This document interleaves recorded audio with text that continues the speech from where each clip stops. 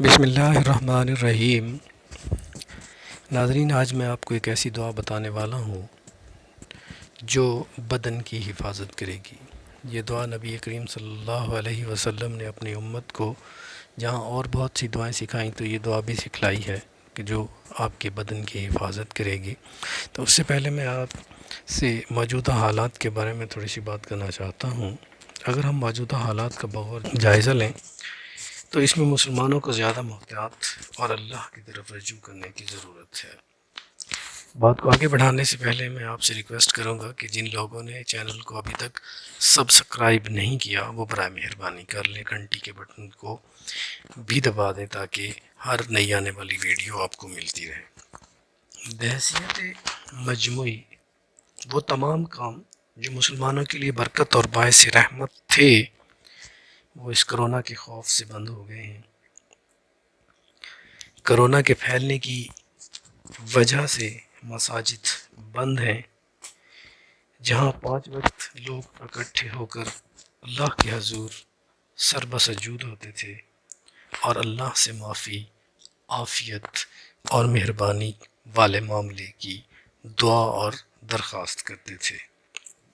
دوسری چیز دینی مدارس تھے، جہاں بچے تعلیم حاصل کرتے تھے، اللہ کے قرآن کی تلاوت کرتے تھے اور اللہ کی رحمتیں نازل ہوتی تھیں، تو وہ بھی ان حالات میں بند ہے۔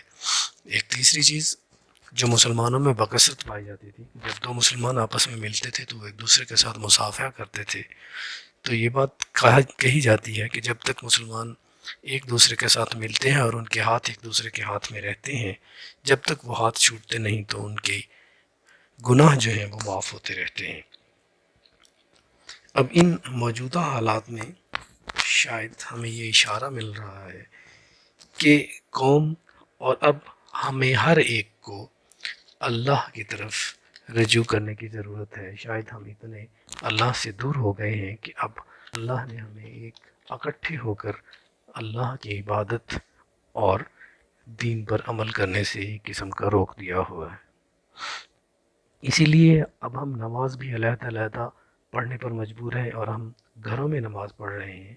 جس طرح اللہ نے ہمیں اب اکٹھے ہونے سے روک دیا ہے تو شاید یہ بات ہے کہ اللہ کی مرضی اور اللہ کا حکم شاید اس طرف ہے کہ ہم ہر ایک آدمی اللہ سے دوبارہ رجوع کریں اور اللہ سے معافی مانگیں۔ تو آپ حضرات سے میری دست بستہ گزارش ہے کہ اللہ سے معافی مانگیں، استغفار زیادہ سے زیادہ کریں، علیحدگی میں اللہ سے رو رو کر دعائیں مانگیں اور اللہ کی پناہ میں رہیں۔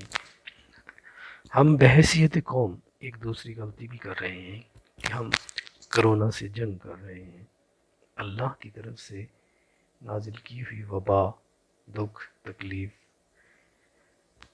کا تدارک کا سامنا اللہ سے معافی، عاجزی، انکساری اور اللہ کو منا کر کیا جاتا ہے، اور ہم کرونا سے لڑنے جا رہے ہیں۔ جن کو اپنی ریسرچ اور میڈیکل کی ترقی پر ناز تھا وہ ہار گئے ہیں اور ہم لڑ رہے ہیں۔ میں آپ حضرات کے لیے نبی صلی اللہ علیہ وسلم کی ایک دعا جو احادیث کی کتابوں سے منقول ہے پیش کر رہا ہوں۔ دعا میں نبی پاک صلی اللہ علیہ وسلم نے ہمیں یہ بتایا ہے کہ ہم کس طرح اللہ سے اپنے جسم کی عافیت طلب کر سکتے ہیں۔ دعا یہ ہے: اللہم عافنی فی بدنی، اللہم عافنی فی سمعی، اللہم عافنی فی بصری، لا الہ الا انت، اللہم انی اعوذ بک من الکفر والفقر واعوذ بک من عذاب القبر، لا الہ الا انت۔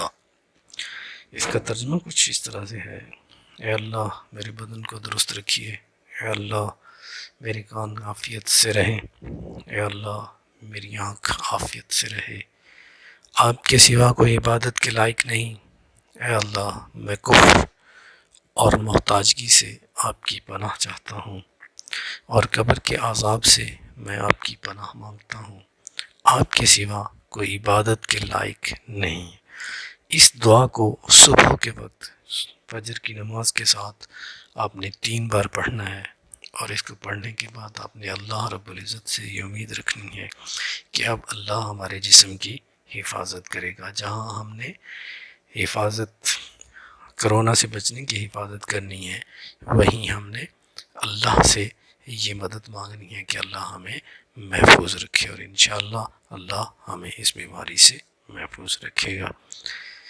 آمین. والسلام.